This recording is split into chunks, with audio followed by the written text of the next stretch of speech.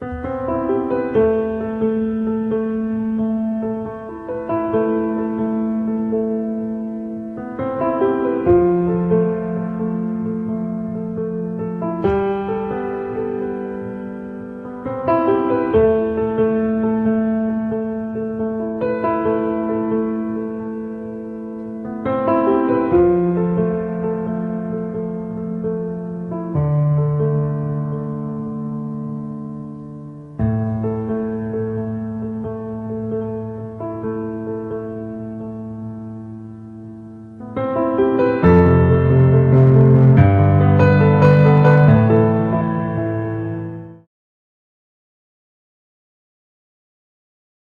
est donc à la deuxième édition du festival de la RTT pour Rooftop Tent. Alors ce festival, qu'est-ce que c'est? C'est un festival dédié à tous les utilisateurs adeptes de tentes de toit. Pourquoi on en est arrivé à ce festival? J'ai fait un petit tour d'Europe en tente de toit pendant plusieurs mois, avec un petit passage dans les pays nordiques bien sympathiques, et je l'ai relayé sur les réseaux sociaux. Sur ces réseaux, j'ai pu percevoir qu'il y avait un commentaire qui revenait souvent: ah, faudrait qu'on fasse un rassemblement, qu'on se retrouve un petit peu tous ensemble, parce que on s'est rendu compte qu'il y avait vraiment une communauté d'utilisateurs de tentes de toit en France.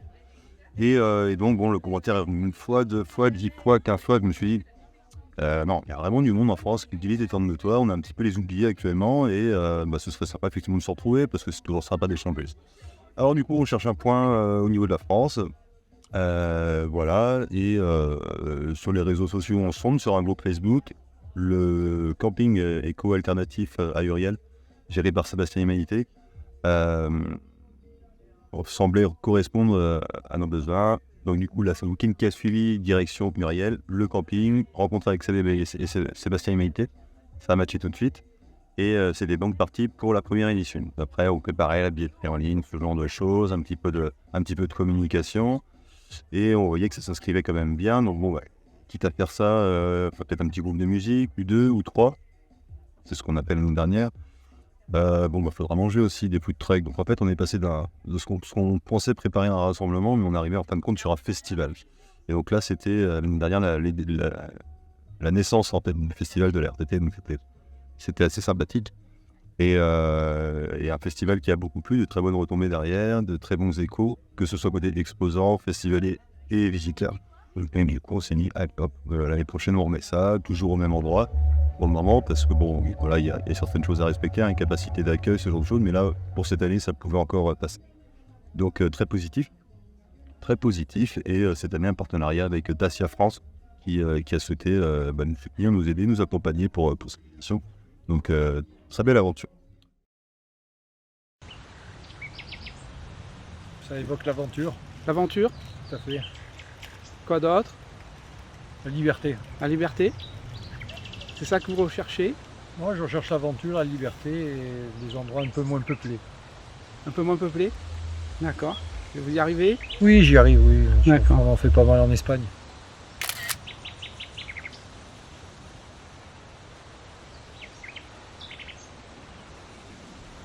Ah bah c'est avant C'est là? la liberté, hein. En premier, moi je pense. C'est la liberté, hein, vraiment. La liberté? Ah oui, complètement, oui. Oui. Complètement. Et vous, madame? C'est difficile de répondre comme ça, de but en blanc, à une question aussi vaste. Oui, je dirais la même chose. C'est un mode de vie pour vous? Ouais. La liberté, le fait de pouvoir se poser, de se poser n'importe où. Voilà, c'est ça. Nous, on est vraiment contre l'idée, enfin, on n'aime pas du tout l'idée de l'hôtel, des choses comme ça. Et là, c'est le plaisir de l'autonomie et de la liberté. Hein. Ce qui nous convient très bien. De se poser où on veut. Voilà. On veut. C'est ça le plaisir. Vous faites ça depuis longtemps? En une dizaine d'années, quoi, parce que avant on avait un van, donc Ouais. Alors, expliquez-moi pourquoi vous avez choisi plutôt une tente de toit plutôt qu'un van. disons que ça c'est pour le 4x4 d'abord de passer partout, quoi. Oui. C'est ça le problème. Oui. Donc après, en 4x4, c'est où la tente de toit, ou c'est le pick-up. Et la question, Parce que le van, disons qu'on passe à un endroit, il pleut un peu, on sort plus, quoi, du près. Ouais. On aimait bien sinon le van aussi pour l'intérieur. pour l'idée de confort et puis on l'avait aménagé à l'intérieur comme on le souhaitait quoi. Et là on est encore plus autonome parce que On passe un le 4x4 ça va un petit peu peu partout. par le lieu, par le terrain. On n'est pas limité par le terrain. Ouais.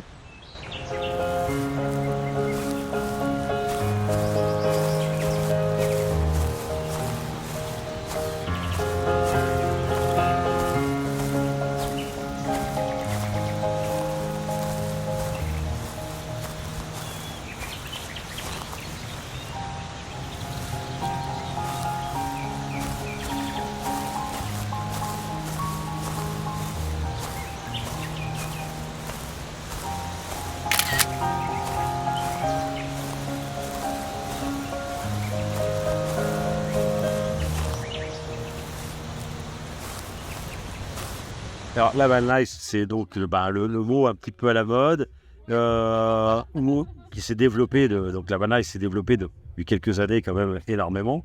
Et moi qui est un transporteur, voilà, qui me balade, donc alors vraiment, on va dire localement en France, on va dire, je trouve que c'est sympa, c'est très sympa, mais il faut pas faire n'importe quoi. Voilà, c'est il y a un peu des règles à respecter. Et donc, moi, en allant sur des spots qui étaient super sympas, pour parler du barbecue, on arrivait sur des endroits où il y avait des feux partout par terre. Et je me suis dit, tiens, on n'a plus le droit de faire de feux par terre, les interdictions, les machins. Donc, nous, on travaille dans le métal. C'est pour ça que le barbecue est né aussi un petit peu comme ça, en disant, tiens, on va faire un truc un peu sécurisé. Et puis, de fil en aiguille, on a mis 2 ans pour le faire. Et la van life, les voyageurs, on va dire, sont vraiment notre clientèle. Voilà. Parce que c'est aussi un produit qui, nous, est sécurisé. Et pour les gens qui voyagent, qui se baladent, essentiel parce que ça ne prend pas de place. Et donc, ça, c'est... je veux développer ça aussi. Je mets ça en avant. L'encombrement pour nos véhicules à nous. Est-ce que vous pensez qu'il y a une évolution de la van life? Alors, il y a une évolution, oui, je pense que les véhicules sont de mieux en mieux adaptés, enfin, pas mieux adaptés, peut-être trop bien équipés par contre. Parce que quand on voit, peu importe la marque, hein, mais on voit des sièges en cuir, des meubles en 11 de noyer, ou enfin des trucs un peu de luxe. Pour moi, je me dis que c'est trop. Voilà, je suis un peu peut-être mais la van life, c'est aussi être comme là, mais là c'est sec aujourd'hui, mais demain c'est mouillé. Est-ce que je rentre dans mon véhicule avec les pieds sales? Donc voilà, et des fois je me dis que c'est peut-être un petit peu trop luxe. Ah. La van life, c'est en solo, en couple ou en famille? Alors nous c'est en couple parce que les enfants sont grands. Mais non, nous c'est en couple et entre amis. C'est, je trouve que c'est sympa parce que on se retrouve à 3-4 véhicules, alors pas plus, et on échange, on passe des bonnes soirées autour du barbecue qui nous aussi nous sert de brasero. Donc je fais la publicité pour le. Mais ouais, moi je préfère 3-4 véhicules entre copains.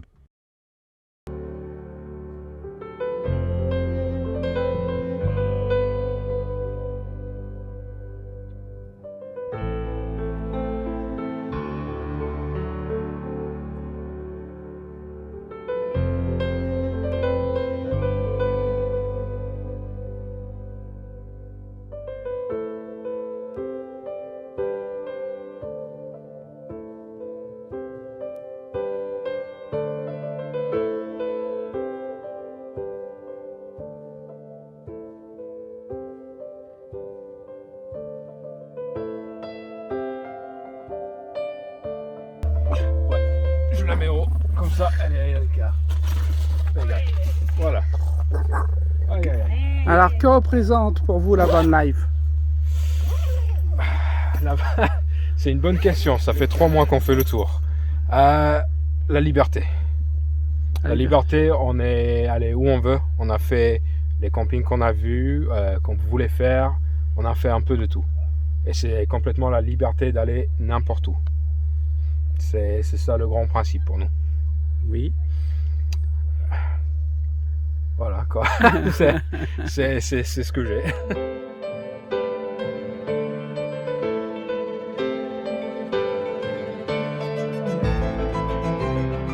La van life, c'est un terme qui est relativement récent, qui désigne quelque chose qui par contre existe depuis quelques dizaines d'années et qui pour moi regroupe tout ce qui est autour du véhicule d'aventure et du côté un petit peu nomade de vivre dans son véhicule ou de partir en vacances avec son véhicule.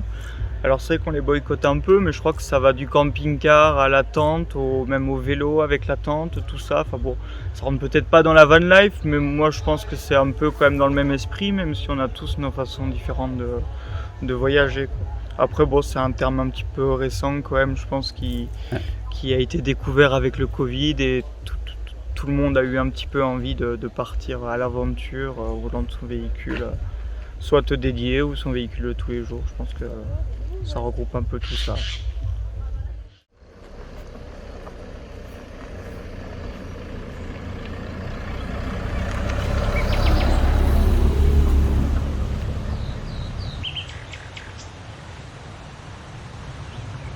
Pour moi, la van life, c'est... Alors, moi, je suis né en tente de toit. J'ai voyagé en tente de toit avec mes parents. Enfin, je suis né dedans. J'ai commencé à voyager avec mes parents, j'avais 2 ans. On a fait, à l'époque, c'était pas la van life, c'était très typé 4x4. On a fait pas mal de pays en Afrique, la Mauritanie, la Libye, le Sénégal, le Mali, la Grèce, la Turquie, etc. Et j'ai arrêté pendant une 15aine d'années. Et à l'époque, c'était un tout petit milieu, il y avait 3 fabricants de tentes, c'était très typé aventure. Et je m'y suis remis il y a une 10aine d'années en me disant, tiens, c'est sympa. Et c'est au moment où la van life est revenue. Donc moi, j'ai toujours été au 4x4 et j'avais une image j'avais pas d'image au début de la van life, je connaissais pas. Et je m'y intéresse un petit peu plus au fur et à mesure, surtout en tant que fabricant de tentes. C'est super parce que ça fait parler du sport, ça démocratise, ça nous permet d'avoir énormément d'innovation. Moi, je trouvais que le milieu n'est pas bougé depuis 30 ans quand je m'y suis mis. Et là, en 3 ans, ce qu'on voit sur les tentes, sur les lampes, sur les gadgets, sur les outils, sur le confort qu'on a, toujours dans des choses plutôt simples, c'est super. C'est super parce que là, on est sur un salon, il y a tout le monde qui s'éclate. On n'est pas au salon du motoculteur, je ne connais pas, mais on n'est pas là sur des données techniques. Tout le monde échange des expériences, échange des trucs sympas. Je pense que c'est plus comme la pêche, le salon de la pêche ou ce genre de choses. C'est des passionnés qui parlent entre eux. Il n'y a pas de vendeur client. Moi, je vais à manger le soir je vais manger ou boire des verres avec mes clients, etc. Donc, c'est ça qui est super. Il faut faire attention au travers, c'est que ça se démocratise énormément. Et comme tout ce qui se démocratise, ça a été le cas pour la motocross, ça a été le cas pour le vélo électrique, etc. Ça amène aussi les mauvaises pratiques, ça amène les incivilités. Et ce qu'on voit en parallèle, c'est qu'il y a toutes les interdictions qui naissent, qui grandissent autour. Ça ne veut pas dire qu'on était mieux avant, ça veut juste dire qu'il n'y avait personne et que ça embêtait personne. Donc d'un côté c'est bien, moi j'ai toujours été contre le feu, contre les sentiers qui sont interdits, etc. Mais est-ce qu'on ne va pas aller un peu trop loin à terme, à plus pouvoir accéder nulle part? C'est un peu le risque.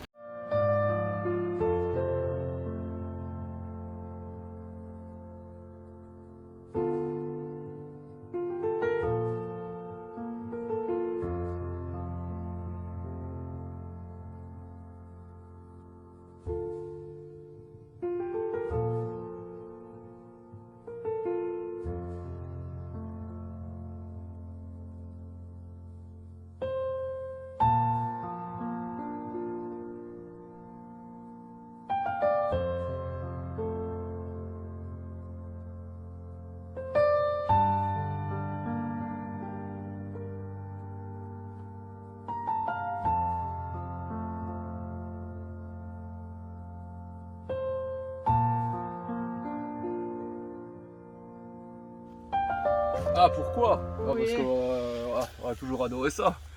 La van life? Moi j'en avais déjà fait, mais dans un cadre un peu plus spécial. C'était un rallye raid, et je suis allé jusqu'en Chine. Et c'était avec un 4x4 à l'époque, et déjà avec une tente de toit. Et en fait, c'est toujours resté comme ça. Et du coup, bah, j'ai mis madame avec. Et du coup, voilà, on a acheté la tente de toit, on avait déjà la coque, donc du coup, on a voulu faire un concept un peu sympa. Et puis, c'est la version simple, quoi. Qu'est-ce qu'on peut rajouter de plus, franchement? C'est nickel, quoi. Et qu'est-ce que vous préférez, le van ou la coque? Alors on a les deux. On a un T5 aussi. C'est pas pareil. C'est pas pareil.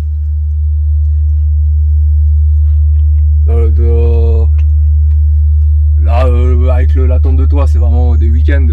Ouais. C'est un peu plus, on va dire, quand on est un peu plus léger, quoi. Après le van, ça va être plus des grands voyages, plus des choses vraiment beaucoup plus, enfin dans l'Europe, un peu plus loin, quoi. Ouais.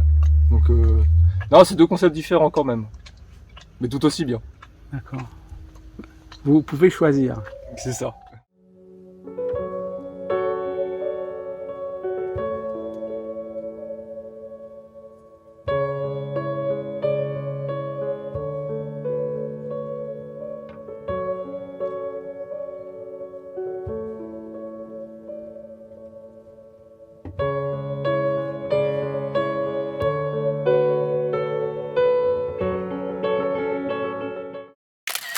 Depuis que mon mari est à la retraite, on veut se faire plaisir. Moi, je travaille moins et on part les vendredis jusqu'au dimanche soir, lundi. Et on visite nos alentours. On reste l'Ardèche, la Haute-Loire, Oui, on va pas, l'Aveyron, le Cantal. on va pas extrêmement loin, mais bon. Mais on a du mal à faire du camping sauvage, je peux le dire. Donc on s'arrête dans les petits campings, tranquilles. Camping à la ferme Voilà. aussi. Et on s'équipe petit à petit, on se fait plaisir. D'accord. Camping à la ferme, je trouve que c'est intéressant. Ils ont des produits du terroir. Des fois, on achète 2-3 petits trucs, et puis tout le monde est content, et voilà. Alors pourquoi votre présence au festival de la RTT? Alors justement, on a découvert ça l'année dernière. On a essayé sa tente de toit Baroude. Et on a su qu'il y avait ce festival. On est venu, on a bien apprécié. Sauf qu'on a eu froid, on a dormi avec des bonnets. C'était rigolo, de nuit. Et puis après, on a trouvé cette tente de toit d'occasion. À 3 km de chez nous. 3 km de chez nous, oui. Et petit à petit, on s'équipe. Alors, Pierre doit faire le meuble dans la voiture. J'attends avec impatience. Ça va venir. Hein. C'est un projet de vie pour vous ou un hobby? Un projet de vie. Ouais. Pourquoi? Eh ben parce que on a assez galéré et voilà, on veut profiter de la vie maintenant. Profiter de la nature, on est bien dehors, on aime être dehors.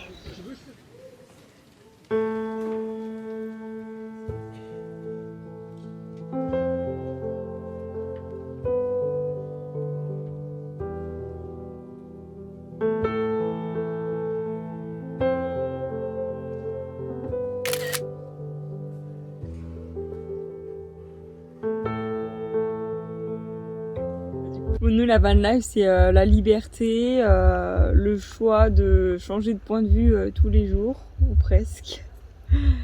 De dormir où on veut, de changer de jardin tous les jours. Ouais.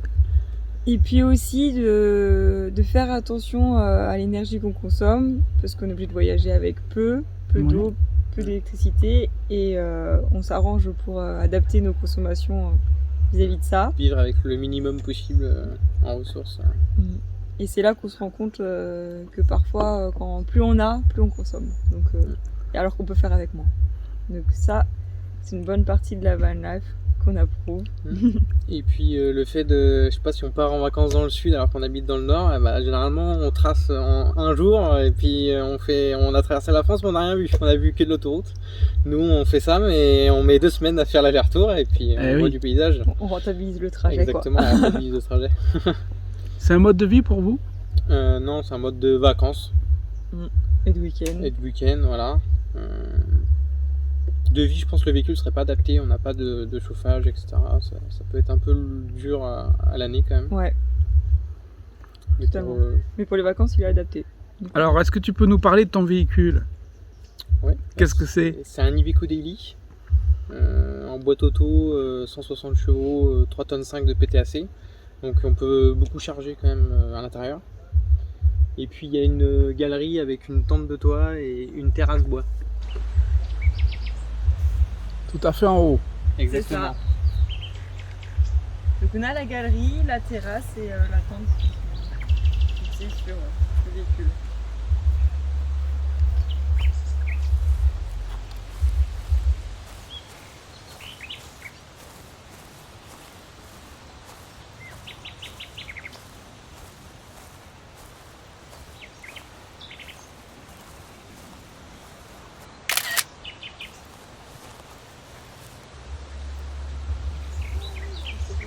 Le code.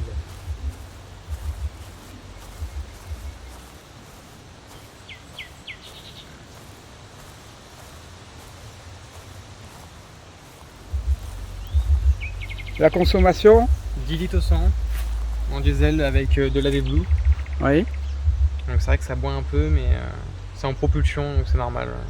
D'accord. On laisse ces consommateurs. Plus la galerie en prise au vent. Et du coup, à l'intérieur, on a aménagé par nos petites mains pour qu'il soit adapté.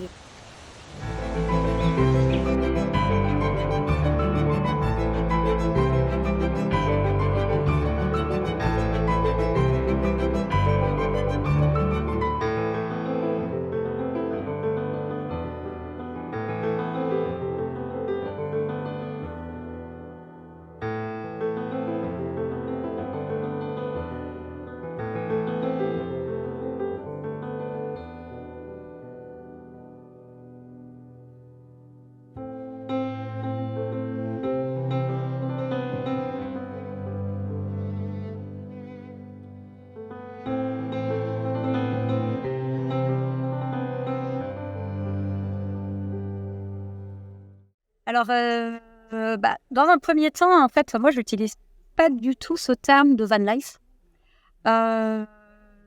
Tout simplement, pour moi, c'est plutôt un état d'esprit qui est assez personnel. Donc, ce mot-là, pour moi, il regroupe trop de réalités différentes, en fait, pour que je l'utilise. Donc, c'est pas un terme que j'utilise, mais le voyage avec mon véhicule ou à pied, pour moi, c'est un voyage avant tout vers moi-même, en fait.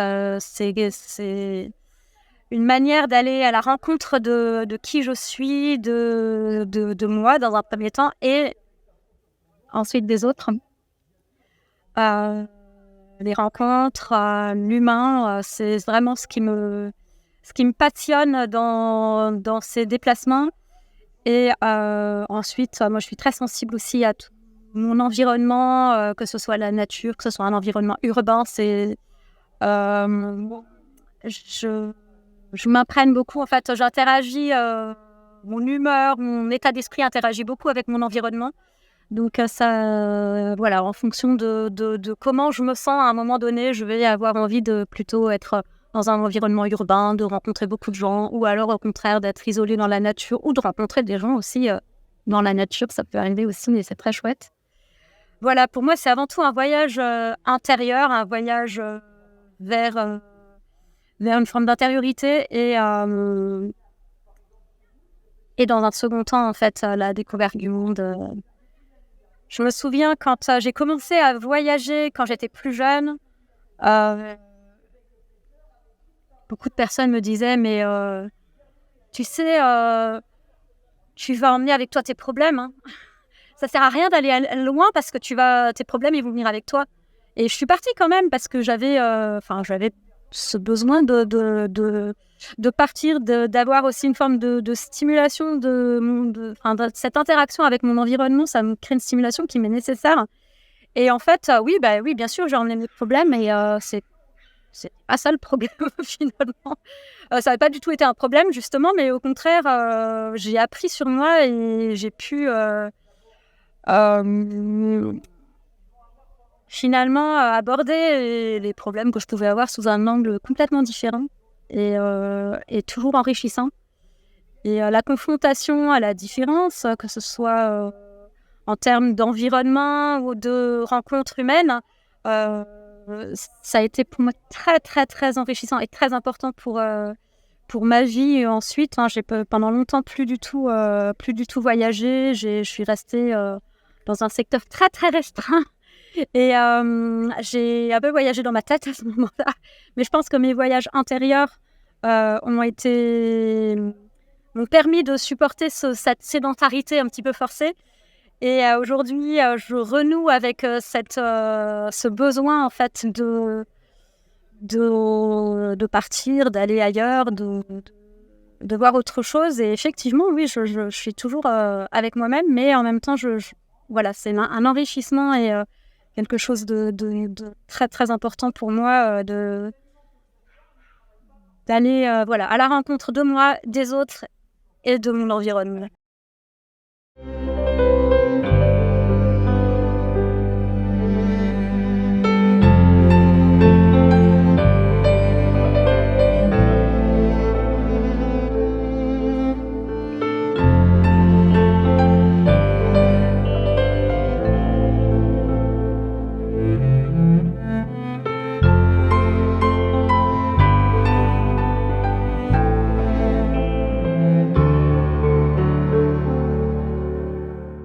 La van life, qu'est-ce que c'est la van life? Oh là là, c'est un mot avec lequel je ne suis pas à l'aise du tout.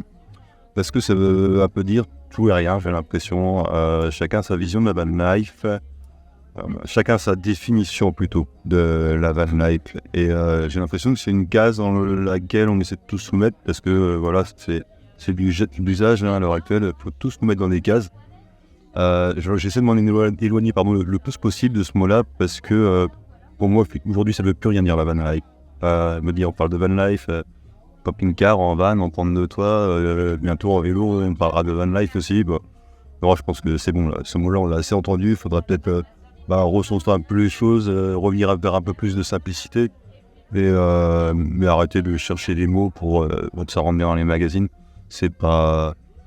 Non, voilà, pour moi, avant ce mot van life, c'est la dernière fois que je le dis, non, on est tous des amoureux de la nature, de l'outdoor, de la simplicité des choses, partir avec un réchaud, un binolo, faire les choses simples, se s'entraîner, voilà, c'est ça en fait l'esprit, quoi. L'esprit des gens qui voyagent en fait, tout simplement, voilà. Donc moi je suis pas vraiment adepte de la van life, c'est pas mon délire. Voilà. Même si j'ai utilisé par le passé, mais voilà ce que je peux dire sur la van life.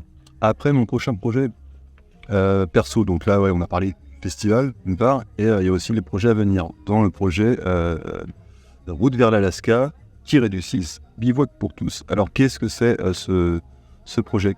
C'est un projet qui a évolué, déjà. Le projet a déjà évolué avant qu'il sorte. C'est-à-dire qu'initialement, c'était uniquement une initiative pour montrer une autre façon de voyager, plus écologique.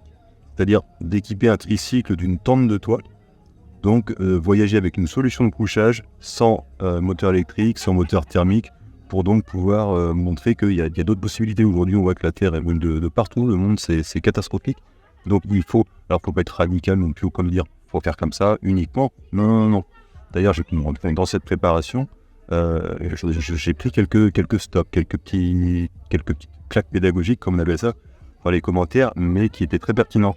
Donc là, c'était le premier acte, donc l'écologie, mais on a dit, mais tout le monde ne peut pas pédaler. Il y en a qui ont des soucis de santé, il y en a qui ont un problème à genoux, il y en a qui ont des problèmes de mobilité, des personnes qui ont des mobilités qui sont à mobilité réduite. Et eux, on fait comment avec le tricycle? Et là, je me suis dit, waouh, là, j'étais en pleine face et j'avais rien à répondre, juste me dire, non, mais ok, c'est bien ce que tu fais, mais il faut peut-être penser à autre chose. Et dans les semaines qui ont suivi, la marque Tulé Group a sorti un produit, une tente qu'on fixe sur l'attelage du véhicule en fait, donc il n'y a pas besoin de monter sur le toit de sa voiture. Et là, quand je l'ai vu en photo la première fois, j'ai pensé un petit peu à tous les commentaires que j'avais eus. Et là, j'ai vu, c'était une tente avec une capacité de charge admise environ de 300 kg, très exactement. Donc là, je me suis dit, ok, c'est pas mal. Et une tente qui était légèrement rehaussée du sol, je pense que c'est entre 40 et 50 cm, des bonnes dimensions, et des ouvertures sur les deux côtés, une grande ouverture frontale. Donc là, je me suis dit, ça, c'est quelque chose qui pourrait permettre, effectivement, aux personnes à mobilité réduite ou atteintes de maladies, de pouvoir accéder, du coup, au bivouac, tout simplement. Alors du coup, ce que je me suis dit, on pourrait pas du coup faire quelque chose. Et puis on a pensé avec ma compagne qui a 30 ans d'expérience dans le handicap. Il y a quelque chose à faire, forcément. Ça a fait tilt chez chacun, chez l'un et l'autre. Et on s'est dit, bivouac pour les PMR, bivouac pour tous. Voilà, c'est pour ça que du coup, il y a le petit trait du 6 maintenant, suivi de bivouac pour tous. C'est-à-dire que pendant 12 mois, on va communiquer sur notre projet bivouac pour tous. On va le diffuser sur les réseaux sociaux, on va peut-être mettre une cagnotte pendant les 12 mois, on va essayer de trouver un partenaire qui accepte de nous suivre pour le projet Bivouac pour tous. Le projet Bivouac pour tous, ça consistera en quoi? Ce sera emmener une à deux personnes en situation de handicap ou atteintes de maladie, les accompagner en bivouac pendant 2 à 3 jours avec des véhicules adaptés et des tentes, comme on peut parler de la tente Tuilé qui est sortie, qu'il faudra encore adapter bien sûr, mais avec ce genre de choses pour donner accès à ces personnes au bivouac, leur donner un petit peu au goût au bivouac. Voilà.